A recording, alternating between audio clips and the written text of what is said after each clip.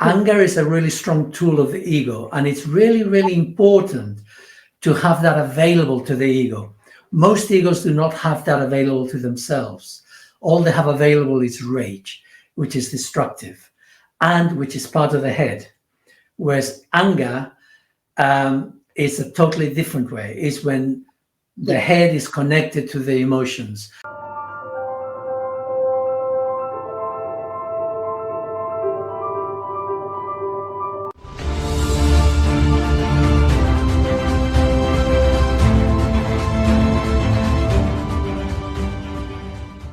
Welcome, Astrid. I'm Sal, and Astrid and I have had a bit of a disagreement on the subject of divine intervention. And it's actually a very interesting concept to share, to talk about, because of all the implications. There's a whole lot of implications to such a simple word like divine intervention. I was looking it up this morning, and I came up across a few others like divine retribution. You know, you get intervention, you can get retribution. So they're different sides of the same coin. But behind that is the whole concept of divinity. So Astrid is the exponent of divinity. So sock it to us. I just wanted to share about this topic because in some situations I really feel we are not in control. We had to let go of the divine to step in, and so that's why I spoke about in our group about divine timing. I really feel there are moments which we decide, but if we step out of the way, all of us will be decide for us. But because we want to decide the things, we do not allow the divine timing to how do I say that? To let happen what needs to be happen because of the human is arrogance, so to speak. So Okay. So there is truth in what you say. The problem that I perceive, that I react to, is the underlying concept of divinity. And although it sounds such a simple word, to really make sense of this, we need to understand who we are. You know, human beings, what are we? We're machines, we're egos. Now, the question then is, do we accept that that's all we are? Yeah, but then, yeah, okay, sorry, go ahead. Sorry for interrupting. Okay. Or is there something beyond? Is this whole universe a mechanical isness that there's nothing else to it? Is this all there is? And clearly the universe is mechanistic, unpredictable. And it appears that there is no intelligence behind it from our perspective. From your perspective. Not my perspective, from our collective perspective. You know, like if I believe that the world is mechanistic, I'm just playing devil's advocate here. If I believe that the world is simply a mechanism that interacts with itself, but there's no external agency, then there is no need for divinity at all. Every machine But needs to be controlled by someone or something. There's no machine which works on its own. So everyone, even though you call us machines, a machine can be controlled by something or someone and doesn't work on its own. So there must be something which then controls our machines. yes and no. Um, I would like to believe that anyone who spends a few minutes looking at their lives will perceive that they are truly machines, because we all work on automatic. We Yes. go through life on automatic. I found myself in the past quite a few times, long distance driving, and I'm off in my head. And 10 minutes later, I'm back on the road. And I've been driving for 10 minutes, totally unaware of the road. Yeah, but isn't that My, because we aren't in the moment? For that's why it's been taught. Stay in the now. So when you're in the now, the machine doesn't have the control. There is something else. hold on. We're on the same page in many ways. What I'm trying to share here for the people who might be listening, I say might, I don't know, it might just be you and me. But Whatever. for those who might be listening, okay, that those 10 minutes I've been driving, but I haven't been consciously aware of where I'm going, direction, nothing. So my machine, if you like, Yeah. that is a good example of me as a machine driving a vehicle. That's all I was trying to share. Yeah. Yeah. Yeah. So we are egos. We are egocentric. No one could possibly doubt that. Yeah. Mhm. And part of being egocentric means that I experience the world from my personal perspective. Mhm. Yeah. Mhm. So the world is all about me. It's all about my needs, my fears, my anxieties. And so that is the mold from which we start. Yeah. Now you come and you say, but there is divine intervention. Okay. So now we've got the concept of, well, we're not machines. There is something else. There is a God. So now Whatever. this is whatever. Whatever. Yeah. So this is a layer of belief. Mm-hmm. We have no proof. Okay. Speaking globally, we have no proof. Mm-hmm. Now, I am a firm believer in the existence of the maker of all, okay? But I'm just making a case here that as egos, we have no proof. What we have is presumptions, we have beliefs. Mm-hmm. There is, in Asterix the Goal, there's a great episode in one of the books where this shaman, he's wearing some sort of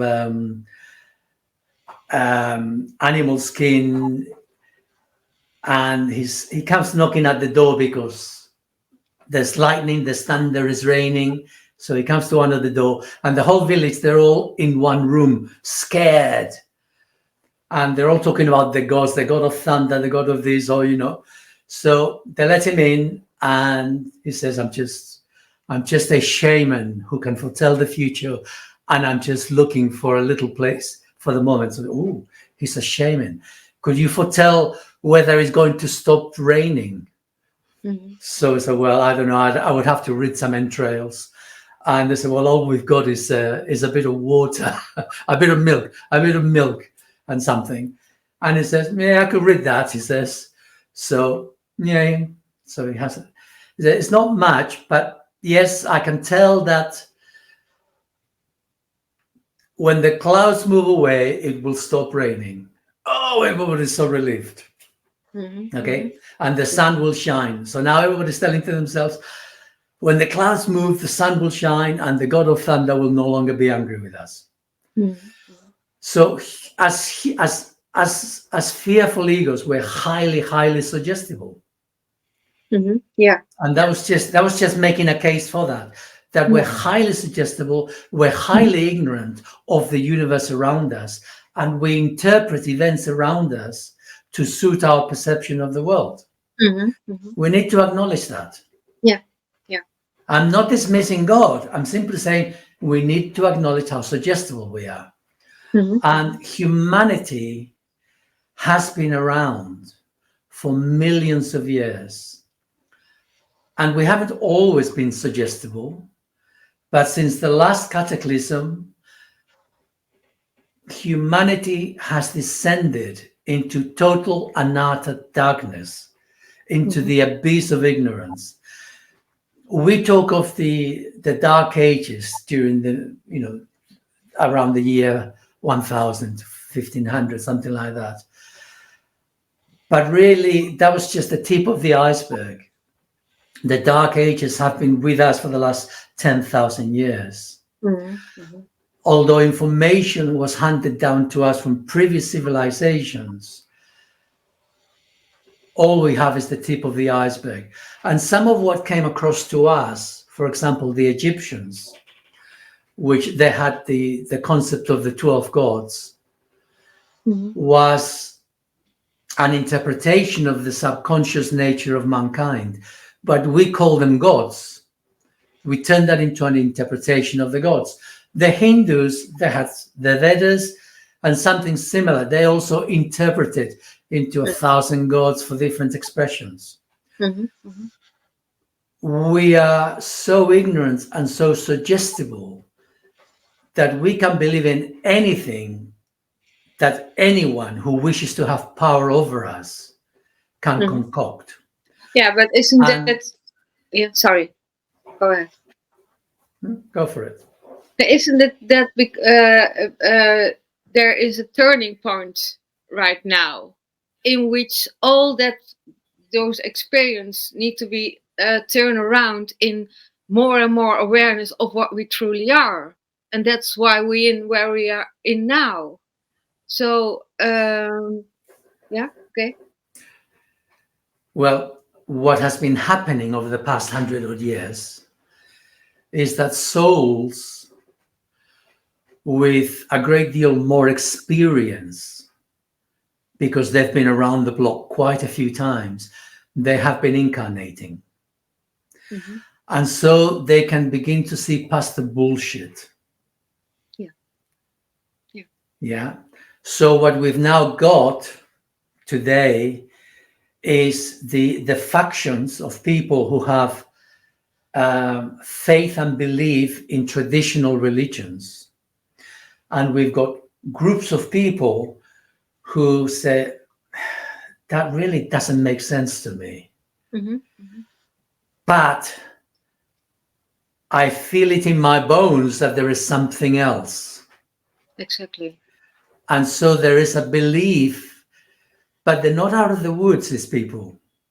See, all these souls who have been incarnating, in themselves, their bullshit meter is much more finely tuned. And so they can tell that the traditional things are not quite right. And yet, the difficulty is that even today, there's been a spiritual movement that has arisen as a rejection of traditional religions. So these spiritual movements have come about. But these people who are more, if you like, for the sake of argument, would say more advanced in terms of their ability to detect bullshit, they're still not that advanced because they're still suggestible. They're just now suggestible in a different way. And they're still using So they've moved away from traditional religions, but now they've moved into the Hindu religion, or they've moved into the Egyptian, the Jewish, the Kabbalah. They've moved into all this other. They're still looking for answers. New Age religion, for example. It's New Age. It's the New Age, but it's still confusing. Mhm. And people are still. So what's happening now is you've got some people who have got greater insight, Mhm. but they're still at the mercy of their egos. Mhm. And so the new blends of information come in. Some of it is based on truth, Mhm. but a lot of it is still bullshit. Mhm. And so people are moving away from the main religions to the alternative religions, but they're still suggestible. They're still looking for answers. Okay. Mhm. So that's the state of play where we are today. Mhm. So now you see, you come with the word of divine intervention. It's more like divine timing. Everything is in divine timing. Yeah. Okay. Divine timing. It's the same thing. Because divine timing implies divine intervention. No. Yeah, if you say it. Yeah. So then, so what's behind that is the whole idea of a God that intervenes in human affairs. No, it's the intelligence, not even a god. There's something bigger than, not even a Call god. it, call it what you will. Mhm. We need to be clear. It's important to be clear. So a divine intelligence, is this a supreme divine intelligence, or is it a piecemeal divine intelligence? Is this divine intelligence divided into billions of bits of intelligence, or is it just one divine intelligence? Mhm. Mhm. I mean, Yeah. what are you referring to? The one intelligence, which is Fine. which Okay, is good. itself by the all different aspects in all many layers in all aspects. Okay, one step at a time. So, divine intelligence, you've just defined it as the maker of all. You don't like Mhm. the word God, which is fine. I don't have a problem with that. So, we're defining that as the maker of all. Mhm. So, whatever created the whole of creation. Yes? So, we're now saying that the maker of all, now creation is infinite. And the third dimension of this universe is infinite. The amount of what we are describing humanity on this earth, I was asking Charlie now, I'll just bring in here that in spite of my playing devil's advocate, I am a channel for 12th dimensional soul of the one soul. And he and I work with people. Astrid can confirm to her experiences with this. And I write a whole lot of articles. Charlie and I write a whole lot of articles together in which I explain all manner of things because I am trying to bring clarity to the present state of confusion that exists in the world. And we need to have clarity.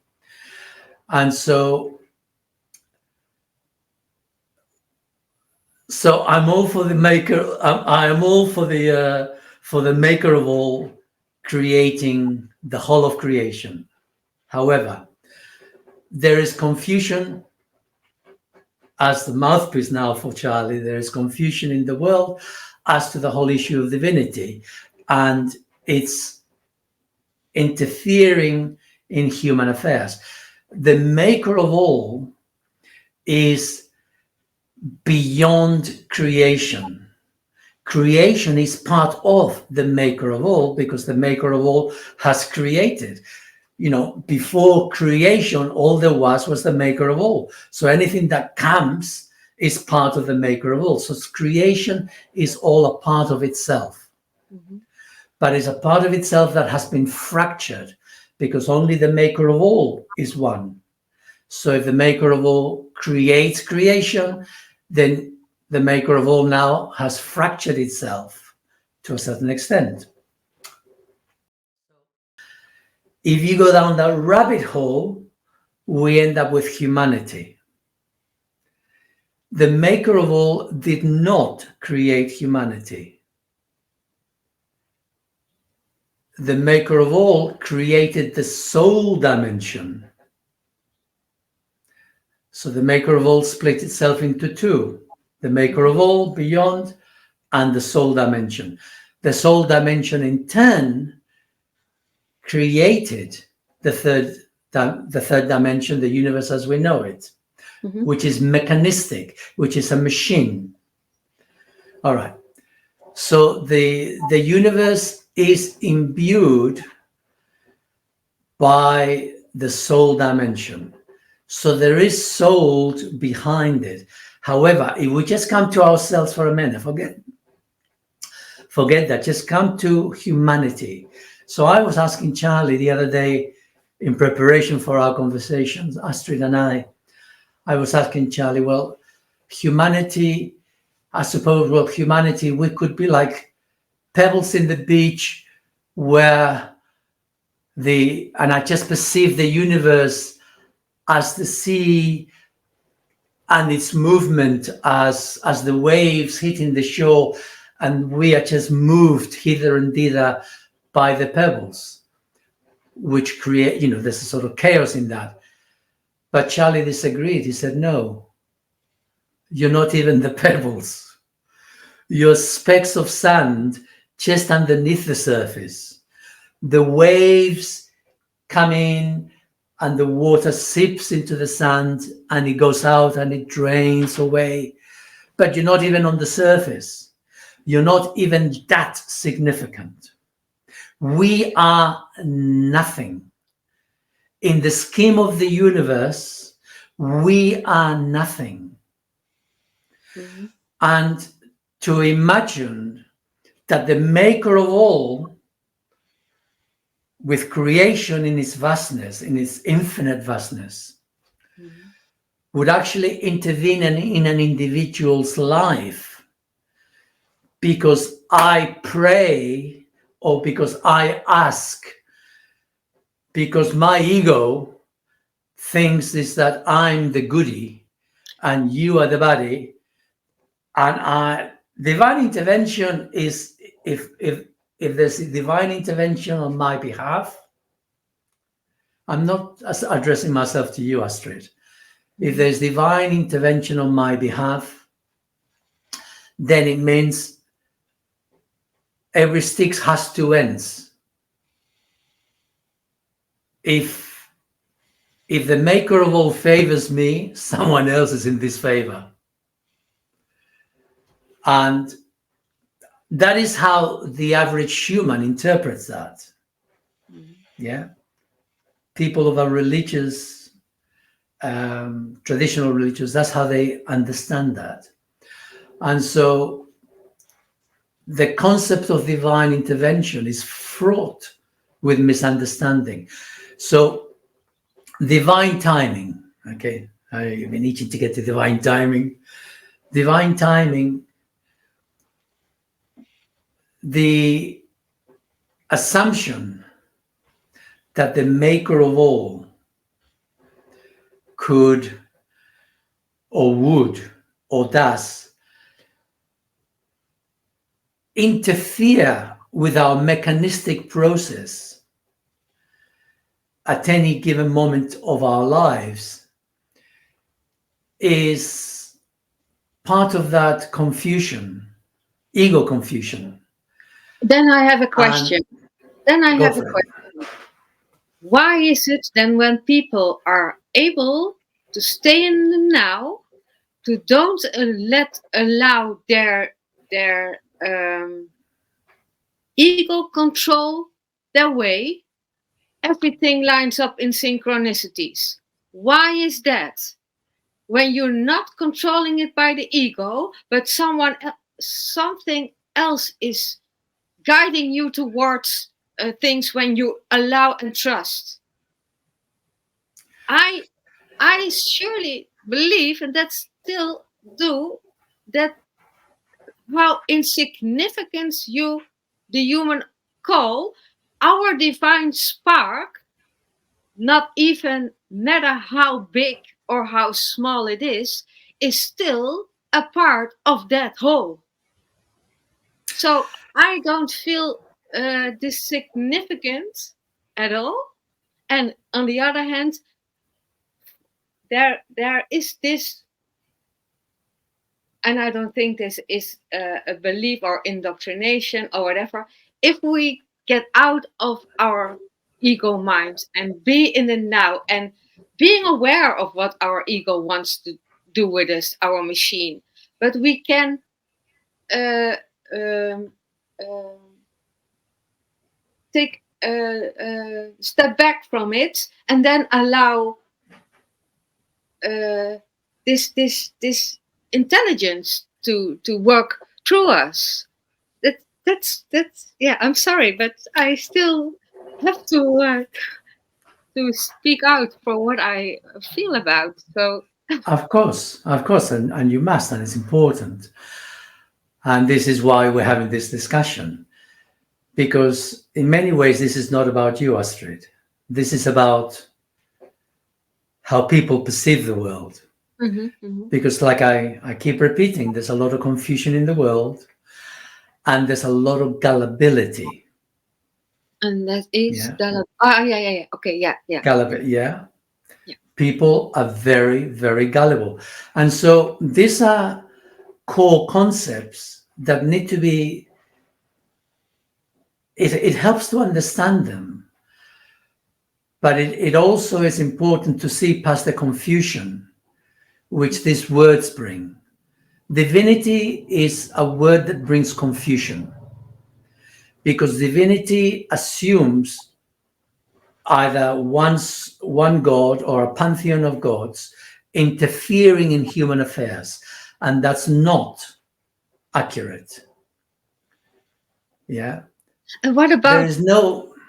what about we talked about before, but we didn't do it in the live. But what about the divinity is the pure energy of the Christ conscious love, which you are familiar with. In some moments, you are really connected with that source of energy. And isn't it why we all have our different experiences, our different truths? So so it's able to experience itself. That's yeah. I'm Okay. sorry. Maybe I'm No. some. No. You're fine. You're fine.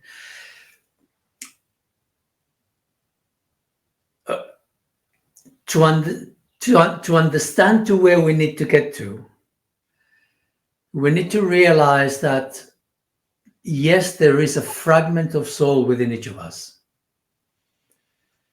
Okay, there is not within, but it is. It's like it coexists in the same space with us. The soul dimension coexists in the same space that we exist in, but it's not within our bodies. And yet it may as well be, in the sense that, you can hand sand and water in the same jar, but you wouldn't say the water is the sand or the sand is the water. They're separate. We need to understand that there's a soul fragment within each of us. And not everybody's soul fragment is at the same level of experience, i.e., how many times have they been around inside a human vehicle, connected to a human vehicle. And nevertheless, here we are today with nearly 8 billion people on this earth, with different people at different level of internal understanding. But when we're born, all that understanding is to a great extent suppressed, because we're all indoctrinated, we're all brought to a point where we have to suppress this spark within us to survive. And so those whose spark is totally gone, then they don't stand a chance. Those who still have a spark within them, they rebel to a greater or lesser extent. But that, as I shared with you in the past, that spark needs to grow. We need to truly become our own person, individuals. And that's a process for life. So we've gone through previous lifetimes. And in the previous lifetimes, we were damaged. Everybody has been damaged. Okay, the last 10,000 years, just about everybody who's come onto this earth, regardless of their previous soul level experience, either here or anywhere else, everybody gets stuck in the mud. And extricating ourselves from that has been really, really difficult. But now, this lifetime, there's a huge change. And so part of the process of being in this lifetime is to wake up to who we are, to heal the damage within ourselves from our just being on this earth, and then heal the damage by reconnecting with our soul fragments in previous lifetimes. To do that means that when we were born, we had to be born at a precise moment in time in this third dimensional universe. Because we are born into a clock-like universe. So this is why astrology can be used as a predictor of ego. It can predict our personalities. And to some extent, in a very vague way, our interactions. But the future cannot be predicted precisely within the human framework, because within the human framework, there are so many interactions at any given moment in time that the possibilities of something different happening occur a lot. Having said that,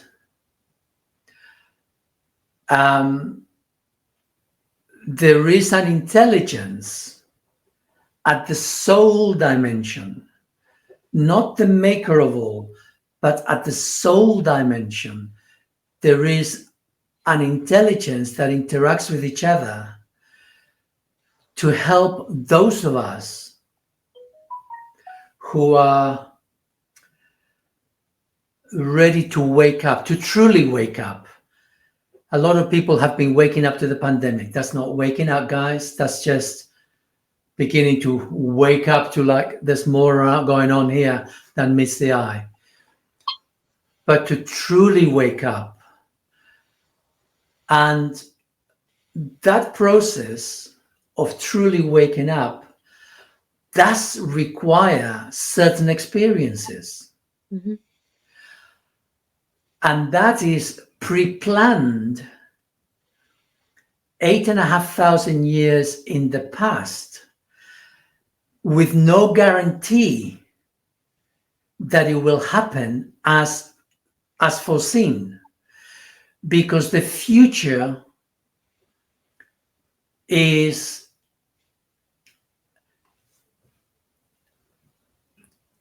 the movement of the planets, of the stars, of the universe is predictable within a certain context. Our human interactions are predictable within a very, very minuscule fraction of that process. But this moment, like you said before, the moment is now. But this moment has got a potential future. My choices in the moment will create different futures. Mm-hmm. And this is true for every single human being. Yeah. The actions is not a choice per se, because even that is mired in confusion, because we are machines. And so I am filled with mental programs acquired all through my life as to how to think, how to be. My emotions are suppressed. So some emotions I can express, others I can't. Then in my physical body, I eat all sorts of foods which affect my internal organs, which affect my emotions, affects my internal glands. And so my actions are dictated by my addictions. Mm-hmm. So when I say that I have free will to do this, that, or the other, that I have a choice, no, guys. Choice is a difficult thing to come across in this life. Mm-hmm. We are moved by our programming. We are machines. Having said that, there is the potential for, now this is, I hate the word divine intervention, okay? But there is soul intervention through our hearts. There are moments when we will be moved in a particular direction. It'll be like an impulse that arises from within. We don't know where it comes from. Mm-hmm. And you're right, it is That's beyond ego. That's what I mean. And it sure. But we need to be clear, you see. And it Yeah. is beyond, it's a trust. But to trust this thing in us is not easy. Mm-hmm. When I was in my early 20s, I'd come across a book, The Little Voice Within. And I devoured the pamphlet, and I said to myself, because I'd been a seeker, I'd been searching, I was totally unhappy with my life. I knew there was something else, I just didn't know what. And I didn't trust all the standard information that we were plagued with. I could tell my bullshit meter was in full swing by then. Anyway, I come across this book, The Little Voice Within. I read that and I said to myself, from this day forward, I'm going to listen to the little voice within. Mm-hmm. When you're full of ego, as I was, when I was so fearful of anyone taking over my thoughts, over my mind, over my emotions, because that's how my ego worked. My ego was not to be indoctrinated by society, not to be indoctrinated by the group. And that meant I needed a really strong ego. And my ego was really strong. I knew better than anybody.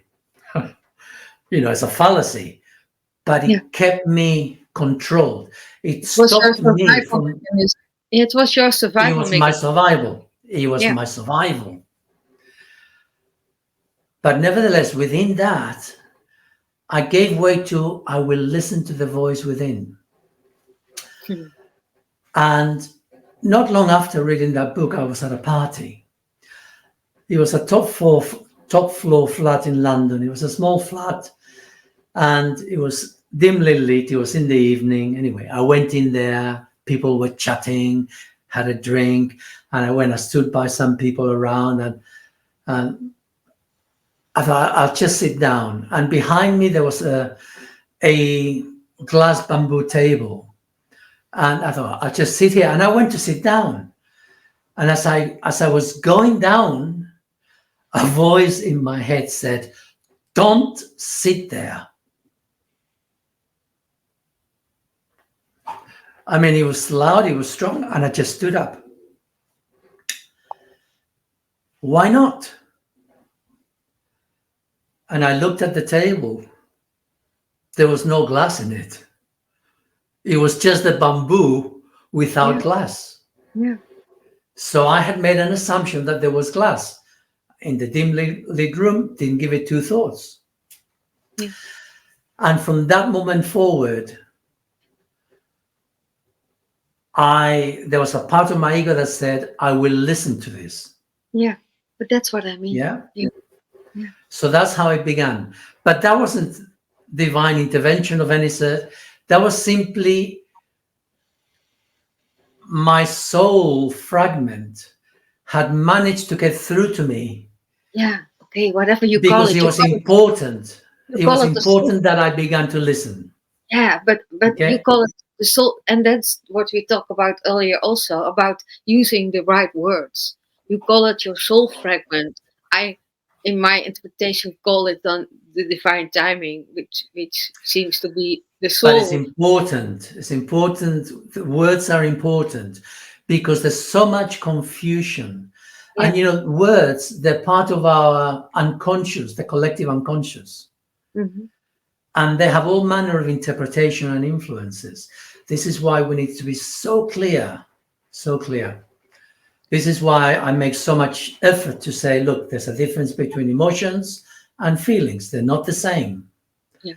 And if you want to know the difference, go and read my articles. There's lots of them out there. Yeah. So it's really, really important. But even that, you see, that was a moment. And there were moments throughout my life like that, but they didn't always work. And that's what I mean by That's what the ego is. That the ego didn't always work. We wanted to work, but maybe it's probably not the intent to work it the way we wanted to work. the ego doesn't always listen. Because as long as we have a lot of suppressed emotions in us, as long as we have a lot of interfering programs that get in the way of our imagination, we can confuse the signals. We can hear something different from what's intended, or we can simply disregard it and dismiss it. Because how do I know that it's coming from my soul fragment? Because the words in my head, they talk all the time, right? I mean, you got words in your head all the time. Blah, blah, blah, blah. So how do you know when it's different? Well, for one thing, because it doesn't come from your head. It comes from our hearts. Or you can say, oh, I've got a gut instinct. Listen to your guts. That's important.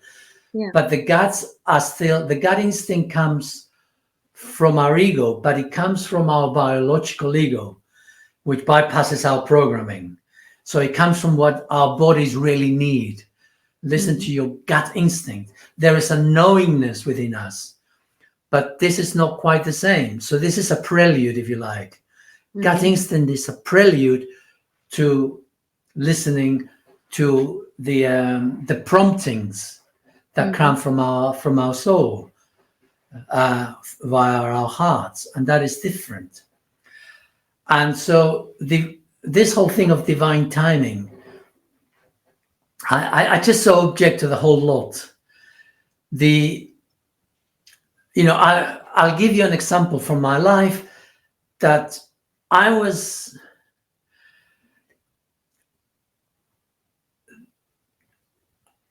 supposed to have a first son.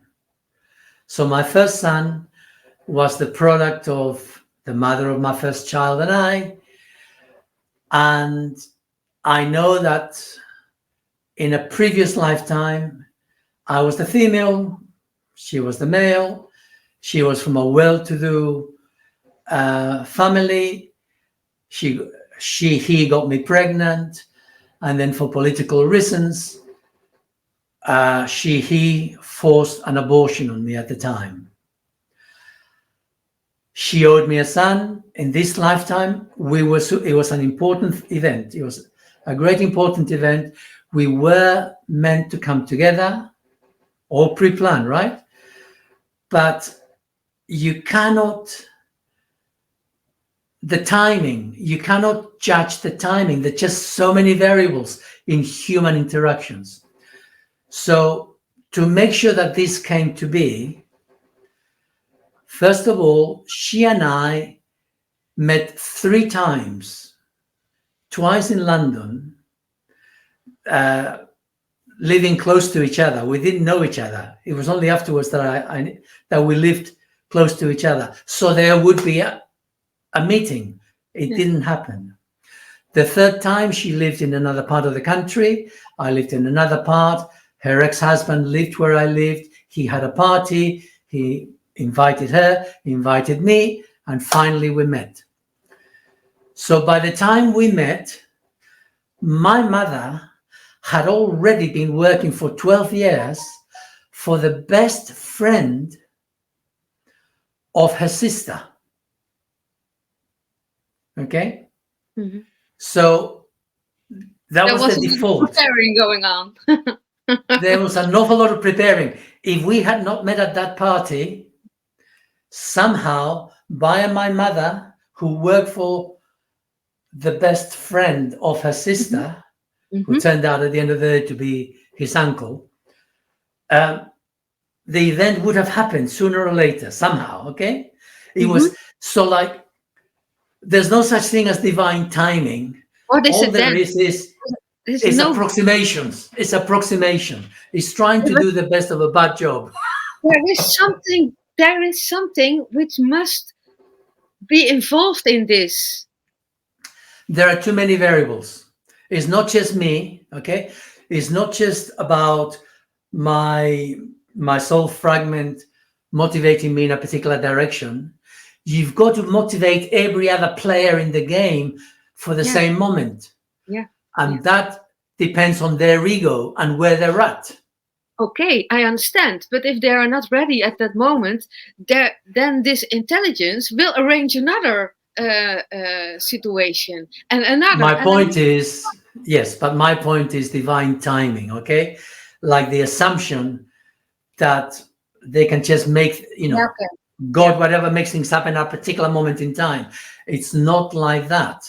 It's not possible to be like that. This is why the soul dimension pre-plans 8,500 years in advance for the moment. Mm-hmm, mm-hmm. They want to cover all the bases to make sure it happens. But even then, they cannot predict the exact moment it will happen Yeah, okay. because there's too many variables. And I understand why you call it divine interference. I didn't call it divine interference. What did I call it?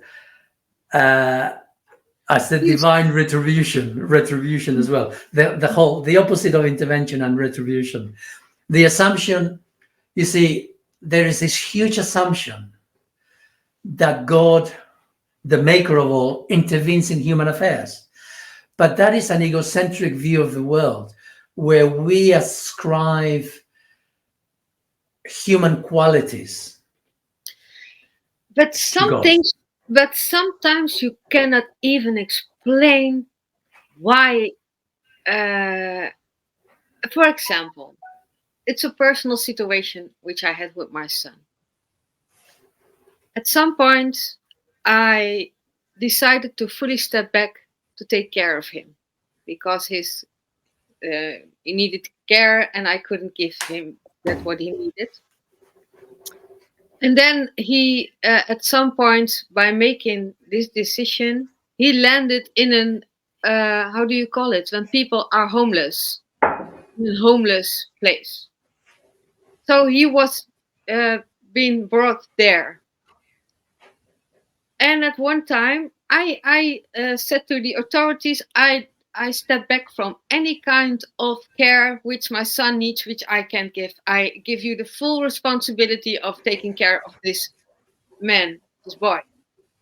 And at some point, um, he called me late in the end day, and he said to me, "Mom, can I come home? For I have no place to stay. I have no bed. I don't know where to go." And I made the decision to fully step back. So I knew if I help him now, they will drop the care again on my plate. So I had to stay true to myself. I'm sorry, I cannot let you stay here. How old was Contact. he? He was 27 at that time, I believe, somewhere 26, 27. Yeah. I had to stay true to myself and my decision. And it was painful. It was very painful. But at some point, it showed me to fully step out of the way so that he could get the care he needed. For I was, as a mother, constantly involving in interfering in what was needed. You know what? And then later that day in the evening, he called me, and I was crying, but I allowed it to be there, and I tried to fully um, uh, trust on what had to what was meant to be. Then a few hours later, he called me and he said, "Mom, someone is not some of the people is not coming tonight. He's not showed up, and I have his bed, so I can stay here this night." So I was so, by telling this, I get emotional. I was so relieved that Mm. did something happen which allowed him a place to stay, and a safe place to stay, and a bed. And then at that point, I realized, when I step out of the control, something bigger is interfering. And that is what I don't call a coincidence, you know? And then you see steps in that process which only shows me that made the right decision. But it could only interfere because my ego stepped out of the way, and my fear, and all of these things. Sure. And Tough decision. Yeah. that's what I Very tough call, decision. then there is a divine intelligence, in my opinion, which is um, uh, I don't know, maybe. Yeah. Well, clearly there is an intelligence from the soul dimension in each of us, um, attempting to navigate our life. You know, what is life about, really? Mm.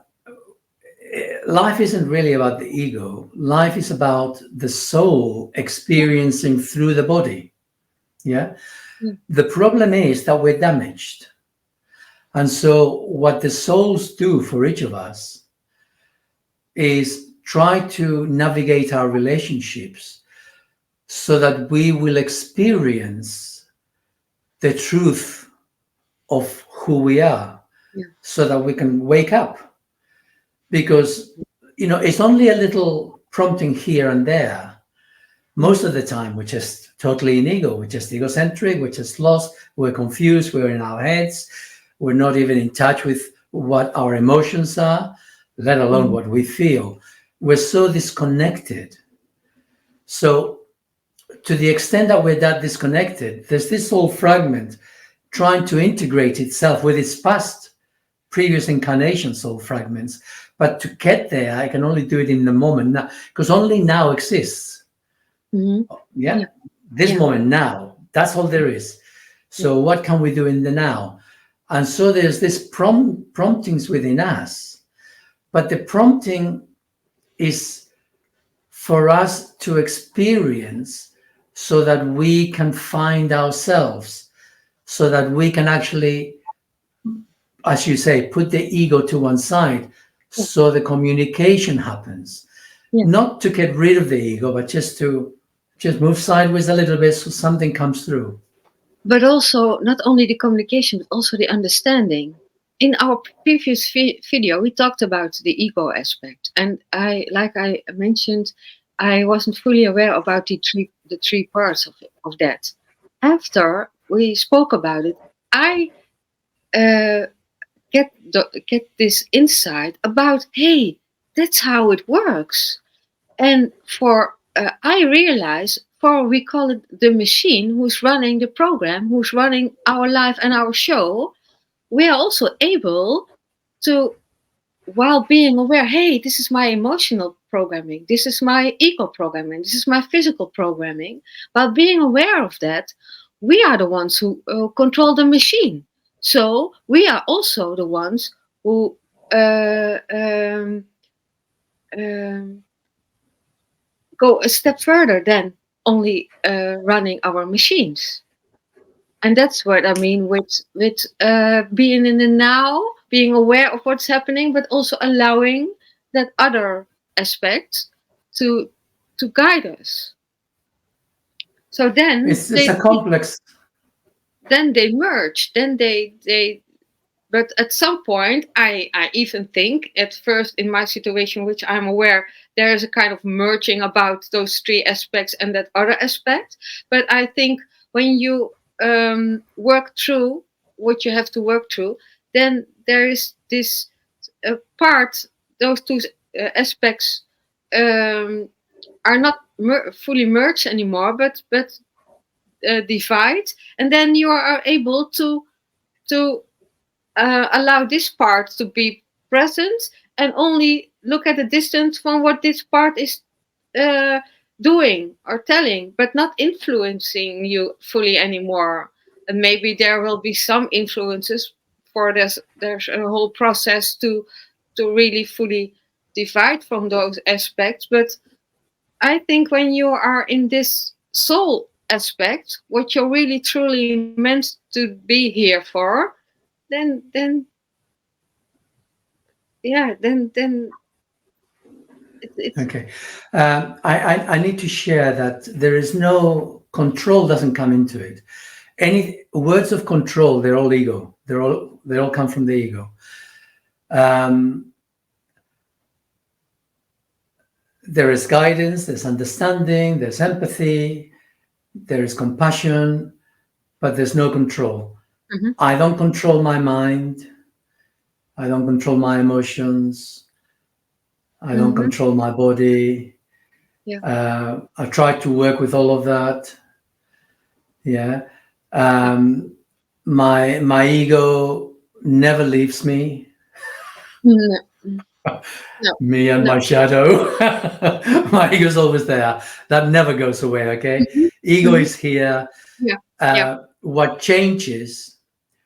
What changes is the neediness of my ego. Yeah, that's when I'm referring to the emotional part of my ego, the neediness of my emotional part of my ego. That is what changes because my mind pretty much has stopped trying to suppress emotions. Still tries now and then. Okay, it doesn't go away. yeah, You know, it's all hardwired into our brains at some stage. mm-hmm, However, the difference now is that I can just be aware of that and then experience my emotions. But by and large, my brain doesn't interfere with my emotions, which is a pain because the slightest thing makes me cry, or so I get overwhelmed with all sorts of emotions very easily.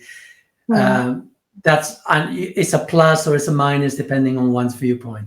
The point is, my brain now is more relaxed and keeps out of the way, and it doesn't interfere with my imagination, which means that impulses from beyond can get through me. I can get the images in a way that before they wouldn't, because my imagination would interfere, suppress, distort, whatever. mm-hmm, But there's no control. So it's like accepting my ego is here and just being good with my ego. yeah, And most of the yeah, time, I'm quite happy for my ego just to be in charge.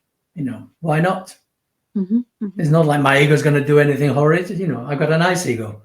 So, but yeah, it is important to be aware yeah, that we don't want to control our ego, because we can only control our ego with our ego. yeah, yeah, yeah, Yeah. it's important actually. No, okay, no, you're right. I am wrong. I'm wrong here. Um, as we going up the step of consciousness, it is important to have one part of the ego control the others. Yes. So it's important to have a strong ego. And this is something I'll be talking about again in the future, but it's to do with anger versus rage. The importance Yeah. of positive anger. Anger is a really strong tool of the ego, and it's really, really important to have that available to the ego.